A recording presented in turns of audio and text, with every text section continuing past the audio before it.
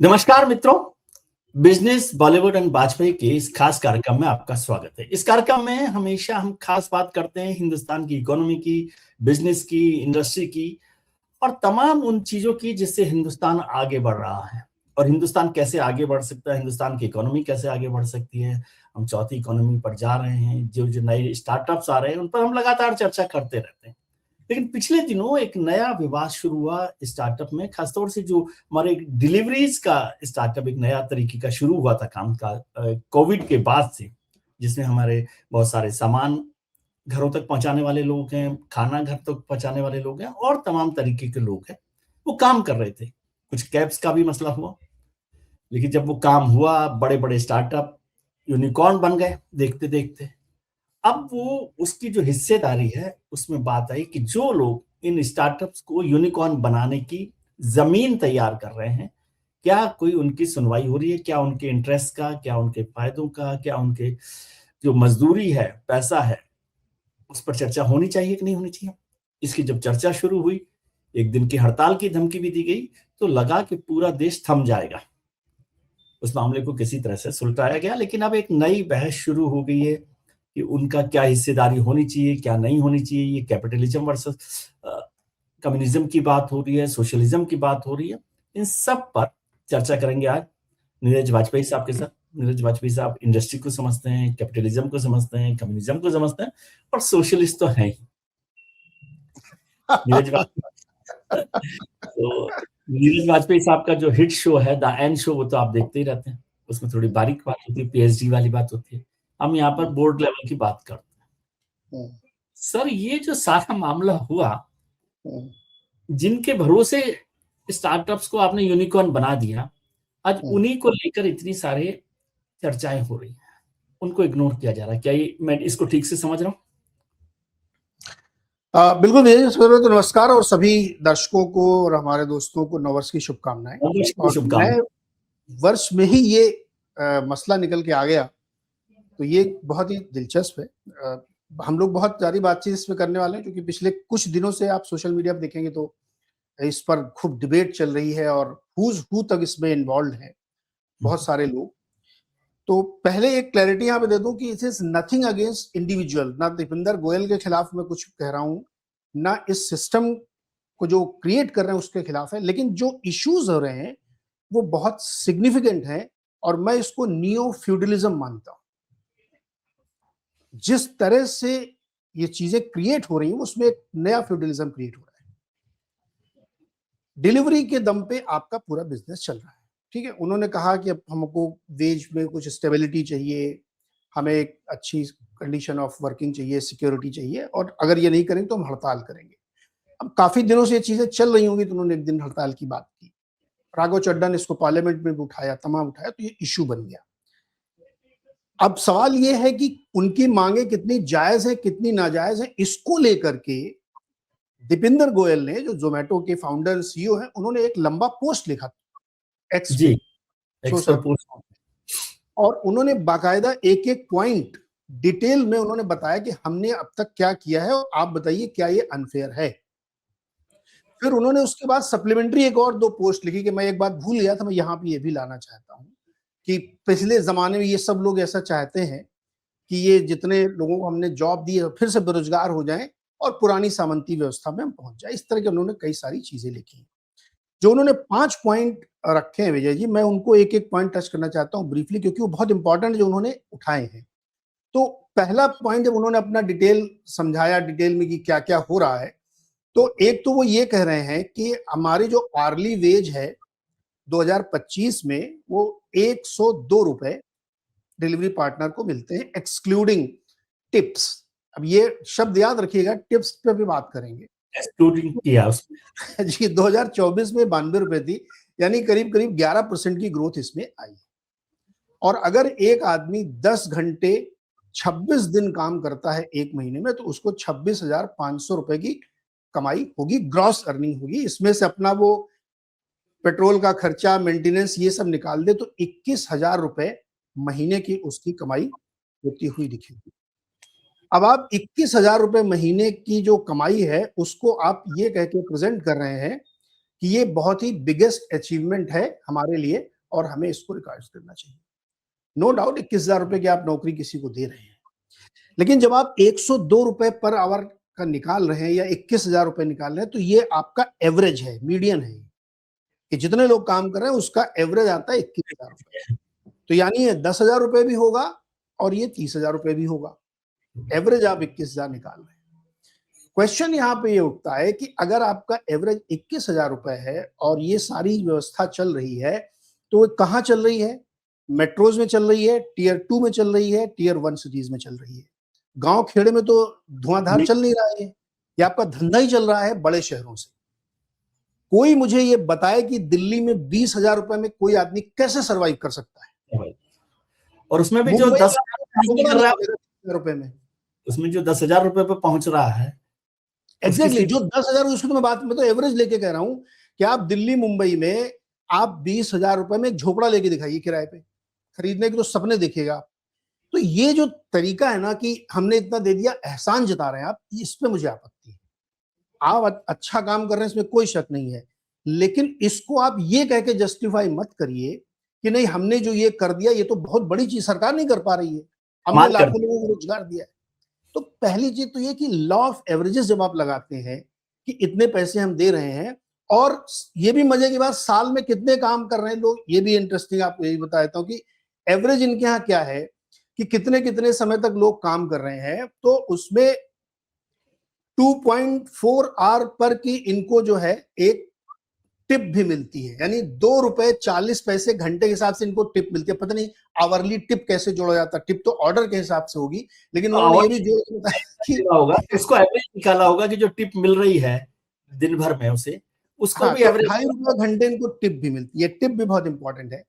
ये कह रहे हैं कि इनके यहाँ 2025 में जोमेटो में 38 दिन का जो काम है, delivery partner Zomato work 38 days in the year, 7 day per hour working days, reflecting true gig style. तर्क ये है कि जो गिग वर्कर होते हैं वो फ्लेक्सिबल वर्किंग स्टाइल है और 38 दिन एक आदमी काम किया। अगर ये इतना ही अच्छा जॉब है कि मेरी जिंदगी बदल रही है, तो मैं 38 दिन क्यों काम करूंगा यार, मैं इसको परमानेंट करूंगा ना। आप ही कह रहे हो कि इसमें एंट्री बैरियर नहीं है, कोई भी कभी भी आगे कभी भी काम कर सकता, कितने दिन भी काम कर सकता। तो मैं 365 दिन 10 घंटे काम क्यों नहीं करूंगा अगर ये बहुत अच्छी चीज है। एट्रिशन रेट हाई है ना, इसका मतलब कि आप 38 दिन ही कर रहा कोई आदमी काम, और 38 दिन एवरेज है आपका। इसका मतलब ये है कि बहुत पेनफुल जॉब है, बहुत स्ट्रेसफुल जॉब है। इतना आसान नहीं है ये कि हर आदमी 20,000 रुपए के लिए अपनी जान देने के लिए उतारू हो जाए। कहना चाहिए कि मजबूरी में किया हुआ जॉब है, मजबूरी में किया हुआ जॉब है, लोगों के पास कोई ऑप्शन नहीं है इसलिए कर रहा है। और आप अगर आप 20,000 रुपए दे रहे हैं तो कोई महान पेमेंट नहीं है। जो हमारे यहाँ मैसन काम करता है छोटे से शहर में, वो भी 850 रुपए रोज लेता है, 900 रुपए रोज लेता है। तो दिहाड़ी मजदूर और डिलीवरी बॉय की वेज में कोई बहुत बड़ा डिफरेंस नहीं है, वो भी उतना ही लेता है। 1200 रुपए मिस्त्री मिलता है। आप घर बनवा के देखिए कभी रायबरेली से शहर में, और वो तो पूरा शहंशाह की तरह से काम करता है। वो अपने हिसाब से काम करेगा, दिन में 5 बार चाय पिएगा। तो ये जो तर्क दिए जा रहे हैं ये मैथमेटिकली भी मैं कह रहा हूं सही नहीं है। जो दीपेंद्र गोयल ने लॉजिक दिया उसमें मैथमेटिकली भी फिट नहीं बैठता। फिर वो कह रहे हैं कि आपको टिप भी मिलती है। अच्छा, कुछ जो उनके समर्थक हैं या जो उनके, मतलब मुझे पता नहीं, मैं नहीं जानता कौन लोग हैं, कह रहे हैं कि आपको बहुत चिंता है अगर गिग वर्कर्स की, तो आप उनको 100% टिप दीजिए, जितने का ऑर्डर लेके आए उतनी टिप भी दे दीजिए। अरे मेरे दोस्त, बहुत सम्मान के साथ मैं कह रहा हूं गिग वर्कर्स के लिए, tip is a begging. Tip आपकी अर्निंग नहीं है सर। आप किसी को जब टिप देते हैं तो उसको आप, मतलब आपके अंदर एक भावना होती है, इसलिए आप टिप देते हैं। टिप आपका हक नहीं है कि आप हक से टिप मांग रहे हो। आप कह रहे हो कि टिप दे दो उनको, और उस टिप पे दीपेंद्र गोयल ने लंबा थ्रेड लिखा। वो जो सेकंड पार्ट उन्होंने लिखा कि ये पुरानी सामंती व्यवस्था में चले जाएंगे, लोग नजरें नहीं मिलाना चाहते उनसे, इसलिए वो बड़े चोरी छुपे नजर झुका के टिप देते हैं। ये मतलब पता नहीं किस तरह की बातें लिख रहे हैं आप उस व्यक्ति को, उस गिग वर्कर को जो बेचारा मेहनत कर रहा है, सम्मान से काम करने जाता है, उसको आप ये एहसास दिला रहे हैं कि तुमको जो टिप मिल रही वो ये है, और वो एम्पावरमेंट के तौर पे उसको देखे जा रहे हैं। Tip is not empowerment. Tip आप किसी को देते तो एम्पावरमेंट के लिए थोड़ी देते हैं टिप यार, वो एम्पावरमेंट नहीं है। और तो वो भी उसका रेशियो इतना कम है सर, टिप का भी रेशियो इतना कम है कि कितने लोग देते हैं, कितने लोग नहीं देते हैं। कोई देता है, कोई नहीं देता है, कोई दे न दे टिप टिप आपने आप जैसे मांग नहीं 38 सकते ना। आपने जैसे 38 डेज का जिक्र किया, मैं इसको दूसरे तरीके से देखता हूँ कि विड्रॉल देखिए, हाँ, यदि ये बहुत अच्छा धंधा हो, बहुत अच्छा पैसा मिल रहा हो, बहुत सम्मान का काम हो, तो विड्रॉल क्या होगा? गोयल साहब को या जो और लोग हैं इस काम को देख रहे हैं, वो बताएं कि उनके यहाँ जो एम्प्लॉय काम कर रहा है या जो उनके लिए काम कर रहा है, उसमें से कितने लोग एक साल में बदल जाते हैं, कितने एग्जैक्टली लोग विड्रॉ कर लेते हैं। तो अपने आप समझ में आ जाएगा कि पिक्चर कितनी ग्लूमी है या पिंक है। वही में एट्रिशन रेट आप देखिए कि कितना एट्रिशन रेट है। आप 10 मिनट, अब उन्होंने कहा कि 10 मिनट की डिलीवरी को लोग सोचते हैं कि वो रैश ड्राइविंग करते होंगे, परेशान हो जाते हैं, लेकिन जैसे आपका ऑर्डर आता है वो 2.5 मिनट में ऑर्डर हम पैक कर लेते हैं और वो लेस देन 2 किलोमीटर होता है, इसलिए 8 मिनट में पहुंच जाता है। अरे मशीन रोबो है क्या? 2.5 मिनट में आप पैकिंग कर लेते हैं? कर मजाक कर लेते रहे हैं यार आप। हैं। हाँ, अपनी बिल्डिंग में आप जहां भी रहते होंगे वहां उससे पे नीचे। गेट पे एंट्री करने में 2 मिनट लगेंगे आपको, जी, और वहां से लिफ्ट तक पहुंचने में लगेंगे आपको 2 मिनट। आप 8-10 मिनट में डिलीवरी कराने की बात करते हैं। तो ये आप ही कह रहे हैं कि हमने उसके ऐप में कोई टाइमर नहीं लगा रखा है। बहुत अच्छा किया आपने नहीं लगाया, लेकिन उसके दिमाग में एक प्रेशर है कि मुझे ये तो डिलीवरी जल्दी करनी, क्योंकि जल्दी डिलीवरी में इंसेंटिव है, जल्दी डिलीवरी में टिप मिलने का उम्मीद है। ये जो नहीं नहीं इनविजिबल फैक्टर्स आपने क्रिएट किए, लेकिन वो टाइमर अपने आप हो रहा है ना सर, जब आप डिलीवर कर रहे हैं तो उसकी जो एग्जैक्टली परफॉर्मेंस है वो तो आप वो कर रहे हैं ना। बिल्कुल अपने आप टाइमर लगा रहे हैं और अपने आप उसको एक बिना कहे, जिसको ना कि बिना कहे हमने प्रेशर क्रिएट कर दिया। प्रेशर क्रिएट किया। वो भी तो मोबाइल चला रहा है, उसको भी दिखा है कि 10 मिनट की डिलीवरी है ब्लिंकिट की, हाँ तो उसको वही नहीं कर समझ में आ रहा कि 10 मिनट में डिलीवरी करनी है, आप भले टाइमर न लगाएं। हाँ वही कर रहा हूँ। तो मैं अपनी बिल्डिंग से नीचे उतर के जाता हूँ, मुझे 5 मिनट खाली गेट तक पहुंचने में लग जाता है। आप करो 10 मिनट में वो 2 किलोमीटर की डिलीवरी कर लेगा।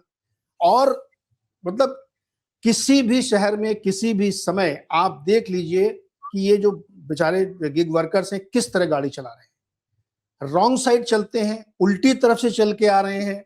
ये अक्सर कई लोग साइकिल से डिलीवरी कर रहे हैं, सुबह 7 बजे रात 11 बजे तक वो बेचारे 60 किलोमीटर साइकिल चलाते हैं, दिन भर रैश ड्राइविंग करते हैं और ट्रैफिक रूल तोड़ते हैं। उन्होंने कहा कि ट्रैफिक रूल तो सारे लोग तोड़ते हैं, तो हम गिग वर्कर को क्यों माने? अरे भाई ये क्या लॉजिक आप दे रहे हो? लॉजिकल बात है क्या? ये इलॉजिकल है ना कि सारे लोग करते हैं तो ऐसा करते हैं, हाँ ये ब्लेम मैं ले सकता हूं। प्लीज ये डोंट डू दिस, क्योंकि आप जो लिख रहे हो थ्रेड उसमें बेसिक फ्लॉज हैं, मैथमेटिकल गलतियां हैं उसमें। आप जो एवरेज निकाल के दुनिया को समझाना चाहते हो, एवरेज से दुनिया नहीं चलती है। ये तो ऐसा हुआ कि नदी पार करते समय एक मैथमेटिशियन गया, उसने कहा कि 1 मीटर पानी की गहराई है पूरी नदी की एवरेज, हाँ और दूसरे स्टेप में वो डूब के मर गया। हाँ एवरेज का गेम मत समझाइए प्लीज किसी को, नहीं हो सकता। कि मिनिमम जो वेज कितनी कमा रहा है आदमी और मैक्सिमम कितना कर रहा है वो बता दो आप मेरे को। तो एक ये दूसरा टिप वाले पे मैं एक बात कहना चाहता हूं विजय जी, हम अगर आप ये मान के चल रहे हैं, आप ये बात भी इनडायरेक्टली कह रहे हैं, आप लिख नहीं रहे हैं लेकिन टिप का जिक्र बार बार आ रहा है, और जो लोग ये बता रहे हैं कि नहीं आपको बहुत चिंता है गिग वर्कर की, तो आप टिप 100% टिप कर दीजिए, 500 का ऑर्डर तो 500 टिप दीजिए। आप इनडायरेक्टली ये कह रहे हैं कि गिग वर्कर टिप से बहुत कमा रहा है हमारा और वो मैं उसको पूरा दे रहा हूं। ये बिल्कुल वैसी ही बात है जैसे हमारे प्यारे भाइयों ट्रक ड्राइवरों के साथ किया जाता है, कि ट्रक मालिक मान के चलता है कि वो चोरी करता है। चोरी करता है। वो इनहेरेंट है कि ट्रक ड्राइवर अपनी गाड़ी में सवारी बैठाएगा, इसलिए उसकी सैलरी पहले कम कर दो। हाँ, आप वैसे ही मान के चल रहे हैं गिग वर्कर को कि नहीं यार ये तो टिप पाता है बहुत सारी, और हम पूरी टिप ट्रांसफर भी कर देते हैं, आपकी जानकारी में पता है, या अलग से कैश में भी कुछ 2-4-5 रुपए 10 रुपए मिल जाते होंगे उसको, इसलिए इसको बार बार आप मेंशन करें। टिप हक नहीं है, और टिप में आपका भी कोई कंट्रीब्यूशन नहीं है। और आपसे क्या लेना देना टिप से भाई? आप क्यों बार बार टिप का जिक्र कर रहे हैं? आपका क्या कंट्रीब्यूशन है? टिप तो कोई आदमी किसी को खुशी से दे देता है, उसकी मर्जी है भाई। हमने उसको, वो मेरे घर में आया था, मैंने चाय पिला दी उसको जाड़े में, तो कोई एहसान कर दिया क्या मैंने? तो आप उसको काउंट कर लोगे कि देखो तुम जाते हो, तुमको 1 कप चाय भी मिलती है, तो वो भी तुमको फायदा हो रहा है मेरी वजह से। हाँ ये डिबेट अगर कर रहे हैं मिस्टर दीपेंद्र, तो आई एम सॉरी, ये डिबेट नहीं हो सकती, क्योंकि जो पूरा सिस्टम आप क्रिएट कर रहे हैं उसमें उम्मीद ये की जाती है इसको और दुरुस्त करें आप। आपने जॉब क्रिएट किया, बहुत अच्छी बात है, स्वागत है आपका। आप उनके लिए इंश्योरेंस करते हैं, बहुत अच्छा किया, स्वागत है आपका। लेकिन आप ये मत कहिए कि एक परफेक्ट सिस्टम आपने क्रिएट कर दिया और सरकार नहीं नौकरी दे पा रही, हम दे रहे तो आप हमारे पीछे पड़ गए। आप पूरा सिस्टम खत्म करना चाहते हैं, फिर से इनको बेरोजगार बनाना चाहते हैं, और फिर आप उस डिबेट में आप जाते हैं कि ये अमीर लोग चाहते हैं कि ये गरीब लोग इनविजिबल रहें, वो उनसे नजरें नहीं मिलाना चाहते। क्योंकि दरवाजे पे आएगा, नजर मिलानी पड़ेगी, तो उनको बार बार रिकॉल होगा कि देखिए ये वो, ये पुराने उस सिस्टम में जाना चाहते हैं जो खेतों में 3 किलोमीटर दूर काम कर रहा है, उसको देख नहीं रहे लेकिन उसकी मेहनत का लाभ उठा रहे हैं। ये मुझे हंसी आती है विजय जी है ये। लेकिन मैं दो बातें समझना चाहता हूँ सर इसके आगे की। ये तो बहुत मतलब मैंने भी वो पूरा पोस्ट देखा है और उन्होंने जितने लॉजिक दिए, अब उस पर मैं नहीं जा रहा। एक तो मैं आपसे समझना चाहता हूँ, एक तो ये जितना दीपेंद्र साहब को मत बार बार जिक्र करता मैं, क्योंकि फिर वो इंडिविजुअल होगा। जो भी लोग इस सिस्टम में काम कर रहे हैं, ये पूरा सिस्टम, क्योंकि इसमें ना तो दीपेंद्र जी का, ना नीरज जी का, ना विजय त्रिवेदी का कुछ लगा, उन लोगों की जान लगी है, उन लोगों का सिस्टम है जिसकी वजह से ये सिस्टम चल रहा है। भाई कोई हलवाई की दुकान आप खोल लेंगे ना, तो फिर भी मैदा लाएंगे, घी लाएंगे, दूध लाएंगे, कुछ लाएंगे, इसमें आपका तो कुछ लगा ही नहीं है। राइट, मैं बहुत साफ बात कर रहा हूँ, इसमें आपका तो कुछ लगा ही नहीं है, मेहनत भी नहीं लगी। एक आइडिया आपने किया, वो अच्छा काम है, मतलब इंटेलिजेंट आइडिया है, ये जो भी काम है। और यदि इसको मैं दूसरे पक्ष में देखूं कि जिन लोगों पर आप एहसान कर रहे हैं, यदि वो लोग इस सिस्टम से निकल जाए तो दीपेंद्र गोयल को तो टिप भी नहीं मिलेगी। राइट, से ठीक है। एक पक्ष तो ये है, मैं बिटर तरीके से बोल रहा हूँ, रूट तरीके से। दूसरा पक्ष कि यदि आप मार्केट में ब्लिंकिट को या जोमेटो को खासतौर से ले लेते हैं, तो मार्केट में जो रेस्टोरेंट में जो प्राइस है और कस्टमर के पास जो प्रोडक्ट आ रहा है, उसमें वो 20% हाइक वैसे ही कर लेते हैं, तो वो वहां पर जो शॉप है उसका तो 20% पैसा बढ़ा रहे हैं। समझ रहे हैं आप? यदि 500 रुपए किलो का लड्डू मंगाते हैं, बाजार से लेकर आएंगे और जोमेटो से मंगाएंगे तो वो 780 रुपए लिखा हुआ आएगा उस पर। ठीक है, तो वहां तो आप उनके लिए, क्योंकि उनके भरोसे उनको तो कम कर नहीं सकते, वो बड़े लोग हैं, इंस्टीट्यूशन है, तो वहां तो आप कुछ भी नहीं कर रहे, और वो सारा खर्चा आप कस्टमर से उठा रहे उसके आलसी होने का। लेकिन जो इस सबके बीच का मेन थ्रेड है, उसको आप गायब करना चाहते हैं या एहसान करना चाहते हैं? इन दोनों चीजों को मुझे समझाइए जी। नहीं, बहुत बढ़िया क्वेश्चन। अभी तक तुम लोग उनकी इंडिविजुअल बातें इसलिए कर, क्योंकि उन्होंने पोस्ट लिखा है, तो अगेन हम लोग करो कि ये दीपेंद्र पर से पे हम लोग कोई बात नहीं कर रहे हैं, लेकिन चूंकि उन्होंने लिखा है तो इसलिए 10 बार मैं उनका नाम लूंगा। एग्जैक्टली, चूंकि उन्होंने लिखा है इसलिए मैं उनका नाम ले रहा हूँ, ना लिखते तो नहीं लेता। अब इस सिस्टम को समझते हैं कि जो सिस्टम क्रिएट हो रहा है गिग वर्कर्स का, इसमें कहाँ कहाँ फ्लॉड है, कहाँ कहाँ क्या प्रॉब्लम आ रही है। अब क्वेश्चन ये उठता है कि जो गिग वर्किंग इकोनॉमी पूरी क्रिएट हो रही है, इस इकोनॉमी में और पहले के मनरेगा मजदूरों में मुझे कोई अंतर नहीं दिखता। कोई अंतर नहीं है। उसमें भी 125 दिन की, अब तो सरकार ने गारंटी भी कर दी 125 दिन काम देंगे। उसमें भी एक वेज है कि इतने दिन काम करोगे जितना मिलेगा। इसमें भी आपने आवरली मुझे बता दिया ना, मुझे तो नहीं पता था, लेकिन आपने डेटा देके मुझे बता दिया कि 20,000 रुपया आदमी कमा सकता है इसमें। तो it is not better than MNREGA, वो भी उसी टाइप का काम है, और ये तो साल में 38 दिन ही काम कर रहा है, 38 दिन कर रहा है 125 की बजाय। और रिस्क इन्वॉल्व, मनरेगा में रिस्क इन्वॉल्व नहीं है उस तरह से, मनरेगा में रिस्क इन्वॉल्व नहीं है। सो जो ये पूरा सिस्टम क्रिएट हो रहा है, इसको रीलुक करने की, इसको इंप्रूव करने की जरूरत है, क्योंकि जो गिग वर्कर है, जो अपने अब कैसे भी काम करके वो काम कर रहा है, वही आपका बैकबोन है। पहले भी ग्रोसरी शॉप पे सामान मिलता था और आज भी मिलता है और आपके यहां भी मिलता है, सिर्फ उसके बीच की जो लाइवली चेन है वो गिग वर्कर है, ओनली डिफरेंस, बाकी कुछ अंतर नहीं है।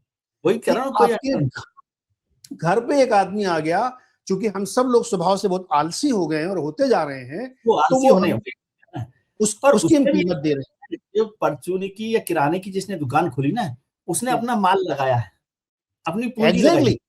बिल्कुल, इसमें तो आपने पूंजी भी नहीं लगाई है। मैं यही तो कह रहा हूं कि आपने तो इसमें कुछ भी नहीं किया है, आपका इन्वॉल्वमेंट क्या है? आप प्लेटफॉर्म बनाया, टेक्नोलॉजी डेवलप की, प्लेटफॉर्म लगाया, और एग्रीगेटर का बिजनेस है ना ये। एग्रीगेटर के बिजनेस में जो वर्कर है, जो डिलीवरी मैन है, वो मोस्ट इंपॉर्टेंट पर्सन है, वही सबसे इंपॉर्टेंट है। ख्याल आपको रखना पड़ेगा। ये विवाद उठ क्यों रहा विजय जी? एक तो पहले उसका जवाब दे दूं, नहीं दिमाग से उतर जाएगा। जो आपने कहा ना कि रेट में डिफरेंस है, मैसिव डिफरेंस है, और निखिल पावा ने तो अपने उसमें लिखा भी है कि अगर आप एप्पल के फोन से कर रहे हैं, आईफोन से, और मैं एंड्रॉइड से कर रहा हूं, तो उसमें भी डिफरेंस है।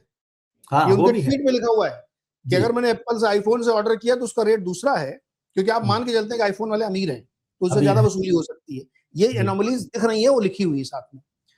दूसरा चीज जो इसमें मैं कह रहा हूं कि जो गिग वर्कर जो पूरी इकोनॉमी क्रिएट कर रहे हैं उसमें, उसको उस बैकबोन को ठीक करना जरूरी इसलिए क्योंकि देखिए एक विजय जी क्या देश में इतनी बेरोजगारी है कि गिग वर्कर बेचारा हड़ताल में जा नहीं सकता क्योंकि मैं नहीं करूंगा तो कोई और करेगा। आप उस मजबूरी का फायदा उठा रहे हैं, इसी को मैं नियो फ्यूडलिज्म कह रहा हूं कि आप मेरी मजबूरी को कन्वर्ट कर रहे हैं और आप मुझे दिखा रहे हैं एहसान।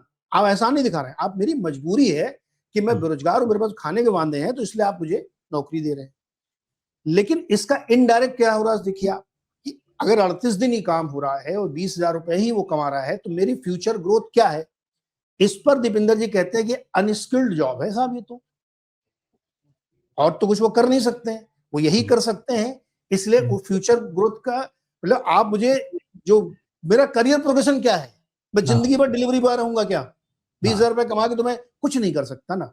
तो वहां पे भी इकोनॉमी एज ए होल एक क्वेश्चन मार्क लगता है जो कि दीपेंद्र को एड्रेस नहीं करना है, जो सरकारों को एड्रेस करना है कि भाई ये एक सिनेरियो क्रिएट हो रही है सरकार की भूमिका पर, लेकिन पहले इस पर बात कर लेते हैं जी। कि इतनी बेरोजगारी अगर है तो कोई ना कोई तो डिलीवरी का काम करेगा। अब उस डिलीवरी के ब्रोकन सिस्टम में आपने ये एक फ्रेमवर्क बनाया। गिग वर्किंग इज फैंटास्टिक कि आप फ्लेक्सिबल टाइम है, मर्जी हो करो, मर्जी हो ना करो, कब करना है नहीं करना, ये सब बहुत अच्छी चीज है। लेकिन जो व्यक्ति काम कर रहा है, जिस प्रेशर में काम कर रहा है और जिस तरह से वो अपना समय दे रहा है इसमें, उसमें उसको एक विजिबिलिटी होनी चाहिए एटलीस्ट कि मैं इतना कमाऊंगा, वरना ये इतना एट्रिशन नहीं होता। अगर ये बहुत अच्छा जॉब है तो इसको परमानेंट आदमी बना लेगा ना भाई, हमको क्या दिक्कत है, मैं रोज सुबह शाम डिलीवरी करता रहूंगा। फिर वो छोड़ेगा, वो क्यों छोड़ेगा? आप तो इंश्योरेंस पे भी 100 करोड़ खर्च कर रहे हो, तो हमें इंश्योरेंस भी आप दे रहे हो, गाड़ी मैं किराए पे ले रहा हूं अगर मैंने एक बाइक खरीदी 1,00,000 रुपए की तो उसकी ईएमआई भरना है मुझे उसी 20,000 में से। तो मुझे अगर ये विजिबिलिटी नहीं है तो इनडायरेक्टली आप इकोनॉमी पे एक ऐसी सिस्टम क्रिएट कर रहे हो जो आगे चलते हुए सबको एड्रेस करना पड़ेगा। इसलिए गिग वर्कर की मांग को रिलुक करने की जरूरत है, और बड़ी तादाद में चूंकि बेरोजगारी है तो लोग इस धंधे से जुड़ रहे हैं, बीसीओ प्लेटफॉर्म पे लोग जुड़े हुए हैं। आप इसको छोड़िए विजय जी, आप जो नॉर्मल परमानेंट जॉब कर रहे हैं बैंकों में सेल्स के तौर पे, उनका प्रेशर का आप अंदाजा नहीं लगा सकते हैं कि वो कितने प्रेशर में काम करते हैं बेचारे। तो ये एक बड़ा क्वेश्चन है जिसको सबको सोचना पड़ेगा कि हम क्या सिस्टम क्रिएट कर रहे हैं, और ये सिस्टम इतना फूल प्रूफ और इतना स्ट्रांग नहीं है। अगर ये इतना स्ट्रांग होता तो इसमें पार्टिसिपेशन स्टेबल दिखता, नहीं दिख रहा हमको स्टेबल। तो इसलिए इस क्वेश्चन को एक्चुअली बहुत गंभीरता से एड्रेस करने की जरूरत है कि गिग वर्कर की इंपॉर्टेंस है, अदरवाइज ये इकोनॉमी चल नहीं सकती अगर आप इसी के दम पे चलाना चाह रहे हो। मैं तो यही कह रहा हूँ ना कि ये तो स्टार्टअप ही आपका कोलैप्स हो जाएगा, पूरा सिस्टम ही कोलैप्स हो जाएगा। इसमें एक और फैक्टर, अभी ये गिग वर्कर्स का जो काम है वो नया नया शुरू हुआ है, इसलिए अभी हम वो चिंता नहीं कर। मैं उसके आगे की चिंता आपको बताता हूँ कि जो गिग वर्कर में डिलीवरी जो कर रहा है वो कितने साल कर सकता है, 5 साल से ज्यादा, क्योंकि जैसे एज फैक्टर आएगा आप उसको आउट कर दोगे। इसको समझिए, आपने कहा अनस्किल्ड वर्कर है, ये सब कुछ है और इसको चलाते रहेंगे, लेकिन कितने साल चलाओगे आप? 10 मिनट में जो आपकी डिलीवरी है वो 20 साल का लड़का तो कर सकता है, 35 साल का लड़का आदमी तो नहीं करेगा, और फिर वो 40 साल का हो जाएगा तब तो नहीं करेगा। और वो 10 साल उसने अपनी जिंदगी के आपके लिए लगा दिए तो वो कहाँ जाएगा? क्योंकि आपके पास तो पैरामीटर होगा ना भाई, 10 मिनट में कर सकते हो तो कर दीजिए, नहीं करिए। तो ये तो इसमें एक ये वाला भी रिस्क फैक्टर है जिसको आप और आज इस पर चर्चा इसलिए नहीं हो रही क्योंकि हम इसको सोच ही नहीं रहे। अभी ये 2 साल है इसलिए, लेकिन 20 साल बाद आप सोचिए ना, 10 साल बाद आप सोचिए ना कि कैसे करेगा कोई आदमी। वो है बिल्कुल वैलिड पॉइंट है आपका ये कि एक सर्टेन एज के बाद, देखिए जब करीब आप 18 से 20-25 साल के होते हैं तो आप किसी भी जॉब को जब लेते हैं तो आप ये मान के नहीं चलते कि मेरा जीवन यही कटेगा। आप उसको एक्सप्लोर करते हैं, उस पर एक्सपेरिमेंट करते हैं, सीखते हैं, कुछ नई चीजें स्किल से डेवलप करते हैं। लेकिन जब ये अनस्किल्ड ही आप मान के चल रहे हो, इसको अनस्किल्ड लोग ही करेंगे, अगर उनको कोई भी स्किल आती तो वो कुछ और नहीं, ये नहीं करेंगे। तो वो अनस्किल्ड की भारी तादाद अगर 30-40 उम्र क्रॉस करी तो वो क्या इसी तरीके से डिलीवरी करती रहेगी और आप इन्फ्लेशन नहीं बीट कर पाओगे। वही कर। तो ये आपने जो क्वेश्चन रेज किया, ये आज हम लोग इसलिए डिस्कस क्योंकि अगले 5 साल की बात की प्रॉब्लम है, या यही एट्रिशन रेट बना रहा। यस, नहीं अगर ये मान लीजिए 38 लोग ही काम कर रहे हैं साल में, 38 दिन ही काम कर रहे हैं और एट्रिशन रेट इतना भयानक है, तो वो आदमी और क्या कर रहा होगा? वो तो अनस्किल्ड आपने मान लिया ना, वो और क्या कर रहा होगा? कुछ नहीं कर रहा है। ऐसा तो नहीं है डिलीवरी के साथ साथ उसने एक एआई का कोर्स भी करा होगा, इवनिंग क्लासेस भी ज्वाइन करी होंगी। वो तो बेचारा सुबह शाम तक इसी में लगा हुआ है, लगा हुआ है। 70-80 रुपए मिल जाएंगे एक ऑर्डर में मुझे। तो मुझे लगता है कि ये रीलुक की जरूरत है। इसको किसी वाद से, किसी थॉट प्रोसेस से या किसी इंडिविजुअल से जोड़ के देखने की जरूरत नहीं है। ये एक बिग इशू है जिसमें हर आदमी को सोचना चाहिए। जो बड़े बड़े जिम्मेदारी फिर वहीं पे आती है, फिर मुझे उदय कोटक जी याद आते हैं कि जब उदय कोटक जी कहते हैं कि पूरे देश को पैरानोइया होना पड़ेगा, तो बिल्कुल सही बात है, लेकिन ये उनको ज्यादा सोचना है जिनके पास रिसोर्सेज है। रिसोर्सेज।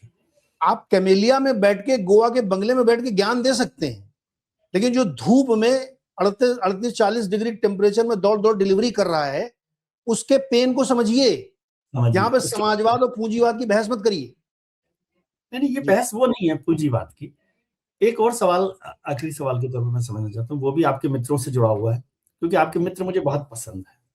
अब जो गोयल साहब कर रहे हैं, दीपेंद्र जी या उदय कोटक बोल रहे हैं, वो तो सब ठीक है।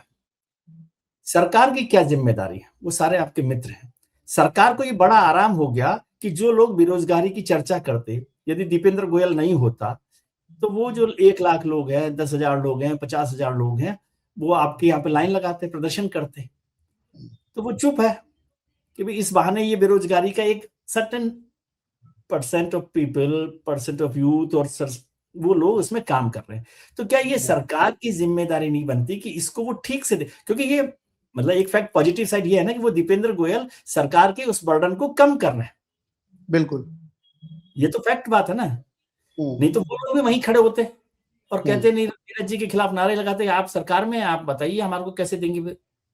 तो फिर क्यों सरकार इसकी जिम्मेदारी नहीं लेती? मतलब केवल दीपेंद्र गोयल को छोड़ दे, मैं उनको नहीं कह रहा, उनके अपराध की बात नहीं कर रहा, लेकिन सरकार की भी तो जिम्मेदारी बनती है, क्योंकि सरकार का बर्डन उन्होंने लिया है, उन्होंने अपने फायदे के लिए लिया है, लेकिन आपका बर्डन तो कम हुआ ना।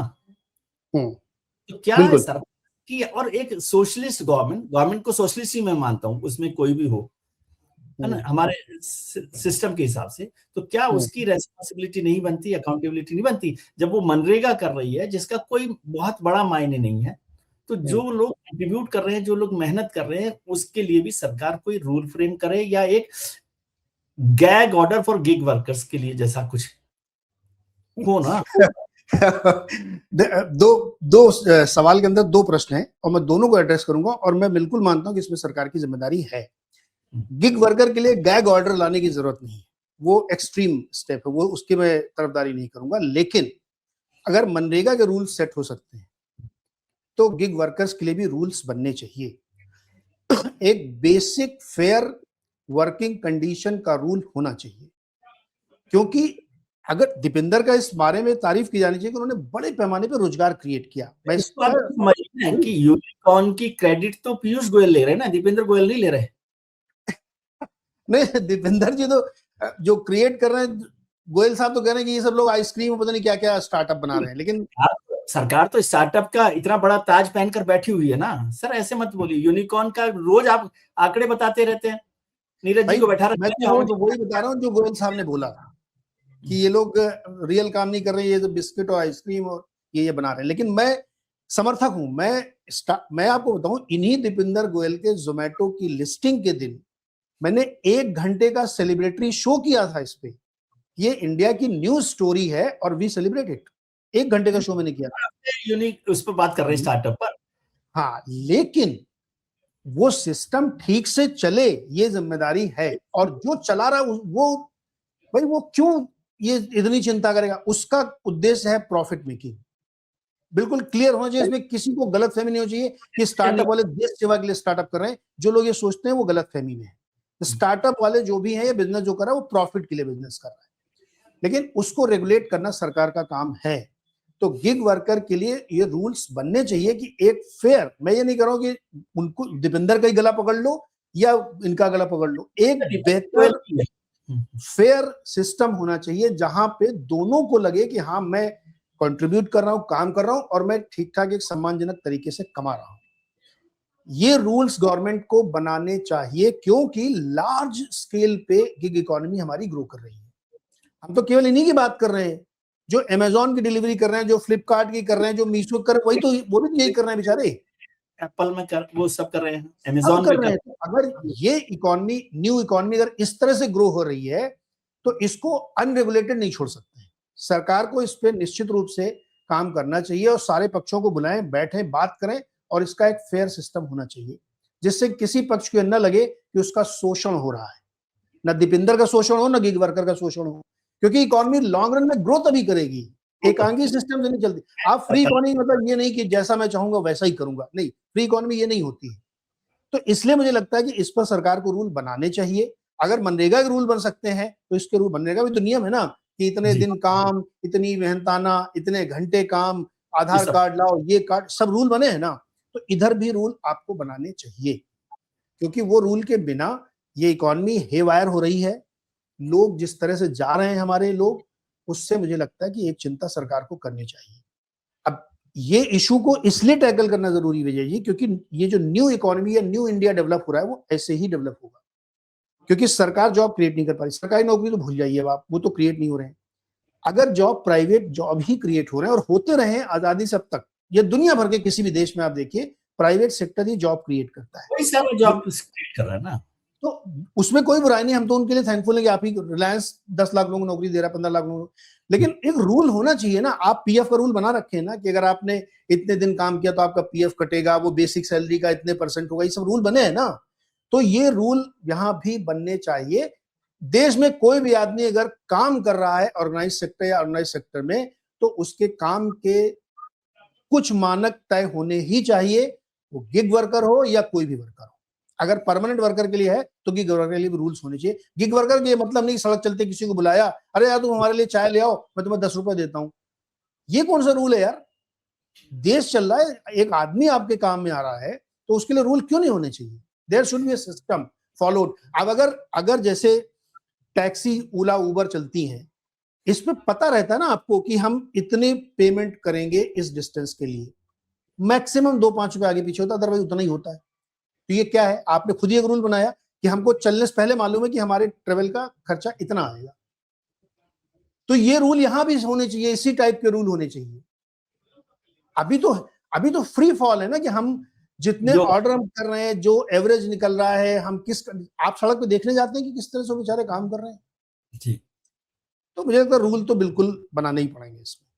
सर मैं सरकार के लिए इसलिए थोड़ा सा जोर से बोल रहा हूं कि सरकार के 2 फायदे हैं इसमें। एक तो ये जो आपके क्राउन में फेदर है यूनिकॉर्न का या स्टार्टअप, यूजी कुछ भी कहे, लेकिन सरकार का झंडा बरदारी जो है स्टार्टअप से है, क्योंकि और तो बाकी असेंबल कर रहे हो आप, राइट, ठीक है, माफ कीजिएगा मुझे, है ना।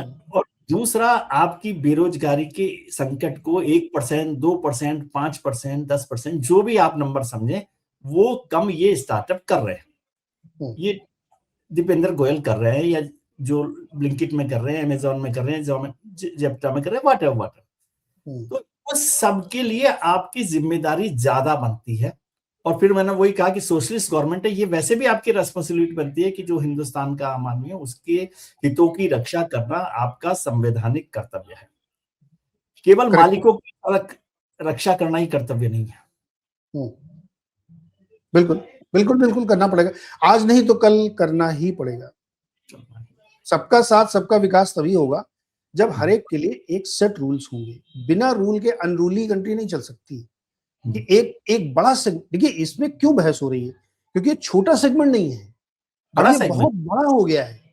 तो इसमें जरूरत है कि आप रूल सेट करें। और आपने सही कहा, ये गवर्नमेंट के लिए तो बहुत आसान है कि भाई बेरोजगारी की समस्या का निदान इधर मिल रहा है, स्टार्टअप में नौकरियां मिल रही हैं, या जो और नए नए यूनिकॉर्न्स आ रहे हैं उसमें बहुत ज्यादा मात्रा में जॉब क्रिएशन हो रहा है। तो अगर नई इकोनॉमी इस साइड से डेवलप हो रही है और होगी भी आगे, ये यही फ्यूचर है आगे मुझे लग रहा है, तो उसको आपको एक पैटर्न पकड़ के उसको सेट करना पड़ेगा। ये सरकार के भी हित में है, आप इसका रूल्स बनाएं कि भैया ऐसे ऐसे चलेगी ये, और यही एक तरीका हो सकता है जिससे काम। अच्छा, जो आप बार बार क्वेश्चन कर रहे हैं ना, वो क्वेश्चन बहुत महत्वपूर्ण है कि अगर ये गिग वर्कर इतना ज्यादा, मान लीजिए बहुत उनको फायदा नहीं दिख रहा, 20,000 रुपए में बंबई में या मुंबई में या दिल्ली में सर्वाइवल बहुत मुश्किल है विजय जी। इसीलिए एट्रिशन रेट ज्यादा है, क्योंकि वहां कुछ कर नहीं पा रहे बेचारे वो। रहना मुश्किल, सर्वाइवल तो एक बड़ा शब्द हो जाता है। इसका तर्क ये भी नहीं दिया जा सकता कि ये तो सब फ्लेक्सिबल काम है, पार्ट टाइम काम करो। तो ऐसा थोड़ी कोई आईटी इंजीनियर टाइम पास करने के लिए गिग वर्कर डिलीवरी बॉय बन जाएगा, या मेरा बचपन से सपना है कि मैं डिलीवरी बॉय बनना चाहता हूँ। ये वाले जो तर्क जो लोग दे रहे हैं वो तो मतलब भगवान ही मालिक उनका, कि ये तो चॉइस है, आपकी मर्जी करो ना, खाली टाइम में कर लो। खाली टाइम में कौन आदमी करना चाहता है कि मैं घर घर जाके खाना पहुंचाऊंगा? तो ये अगर एक फुल टाइम जॉब के रूप में कन्वर्ट हो रहा है, लेबर के जो बल्कि इंडस्ट्रियल पॉलिसीज वो आप फुल टाइम वर्क उसमें भी कर सकते हैं, कि एक अनस्किल्ड वर्कर को एक फुल टाइम जॉब मिल जाए। क्यों 38 दिन काम करे, क्यों 8 घंटे काम करे, मतलब 6 घंटे काम करे, उसको एक स्किल्ड उस प्रोफेशन में लिया है, या कहें कि भाई 6 महीने इसने काम कर लिया तो इसको आपको इतना पैसा मिलना ही चाहिए, या 1 साल हो तो इस पर ही कुछ काम होना चाहिए भाई। कुछ तो उसके भी बाद आप रूल बनाओ ना कि भाई हम एक इतना हम आपको देते हैं तो हम आपसे एक्सपेक्ट करते हैं कि आप इतनी डिलीवरीज दिन में कम से कम करेंगे। वो तो पहले ही कर रहा है। सारे रूल्स बन सकते हैं, इसमें कोई बहुत बड़ी इसमें चिंता इसलिए हो रही है कि स्टार्टअप नहीं चाहते कि किसी प्रकार का भी कोई इंटरवेंशन गवर्नमेंट करे। वही बात कह रहा हूँ, तो क्योंकि वो सीधे उनके प्रॉफिट पे इंपैक्ट करेगा, क्योंकि अभी भी लॉस मेकिंग धंधा ये चल रहा है। तो अब इसमें देखिए एक बहुत, इसको मैं कहता हूँ बहुत महीन गेम, हमारे लखनऊ कहते हैं बहुत महीन गेम ये है कि जितने उसके धुरंधर हैं इस फील्ड के, बड़े बड़े पुराने दिग्गज, पुराने चावल, वो ये लॉजिक दे रहे हैं कि देखिए ये इकोनॉमी ऐसे ग्रो कर रही है, इस पर आप रिस्ट्रिक्शन मत लगाइए, हम लोग क्रिएटर हैं तो इसलिए आप इस तरह के हमारे ऊपर दबाव, नियम, कानून ये सब बनाएंगे तो मत करिए। हमारा तो एहसान है देश के ऊपर कि हमने इतना सारा काम किया है, तो इसलिए आप लोग मेरे को छेड़िए मत, क्योंकि इकोनॉमी ऐसे ग्रो हो रही, फिर कैपिटल नहीं आएगी, पैसा कहां से मिलेगा, फंडिंग कहां से आएगी, स्टार्टअप कैसे चलेंगे, सरकार तो मदद नहीं करती। ये सब लॉजिक दिया था, ये महीन गेम है कि जिससे सरकार ये डर जाएगी, नहीं यार सही कह रहा है, पैसा कहां से आएगा। सर एक चीज और समझा दीजिए, मैं नहीं चाहता था लेकिन फिर आपके मित्रों पर बात आ जाती है कि ये जितने स्टार्टअप हैं, जितनी इंडस्ट्रीज है, इन एयरलाइंस हैं, ये सब आपके नीरज जी के मित्र हैं, और ये सब लोग घाटे में चल रहे हैं। हर एक को पूछिए तो वो कहेंगे कि ये इंडस्ट्री घाटे में है, ये इंडस्ट्री घाटे में, स्टार्टअप घाटे में, फलाना घाटे में, और थोड़े दिनों बाद वही बिलियनर्स की लिस्ट में होते हैं। अरे कुछ हमें भी समझिए सर। नहीं, मैंने आपको समझाया, आप यही तो समस्या, आप समझ नहीं रहे। मैंने क्या कहा कि अगर मैं व्यापार करने आया हूं, चाहे मेरा स्टार्टअप हो, चाहे जमा जमाया धंधा हो, मेरा मूल मंत्र प्रॉफिट मेकिंग है। मेरा मंत्र मेरी कंपनी का वैल्यूएशन बढ़ाना है। मेरा मंत्र शेयर मार्केट में भारी वैल्यूएशन पे लिस्टिंग करना है, भले ही मेरा मल्टीपल 1000 हो जाए, लेकिन मैं पूरी दुनिया को बताऊंगा कि देखिए फ्यूचर यही है, सपने बेचिए आप। तो वो घाटे में धंधा चल भी रहा है तब भी वो आपको ऐसे सब्जबाग दिखाएंगे कि अगले 20 साल बाद तो दुनिया पलट जाएगी। अच्छा देखिए क्या मतलब, ये दुनिया बड़ी विचित्र है विजय जी। जैसे ही आप ये लॉजिक देंगे कि आपके लॉस मेकिंग बिजनेस है, आप इतने वैल्यूएशन मत मांगिए, ये है वो है, तो तुरंत अमेजॉन की कहानी सुनाएंगे आपको पता है अमेजॉन जब लिस्टिंग होने आई थी तो भारी नुकसान पे थी, 10 साल तक नुकसान में चली। आज देखिए आप, दुनिया बड़ी कंपनी, अब आप हर गए, डर गए भाई, कह रहे यार बात तो सही कह रहा है, तो लॉजिकल है, तो इसलिए आप मेरी गलतियों को माफ करते रहिए।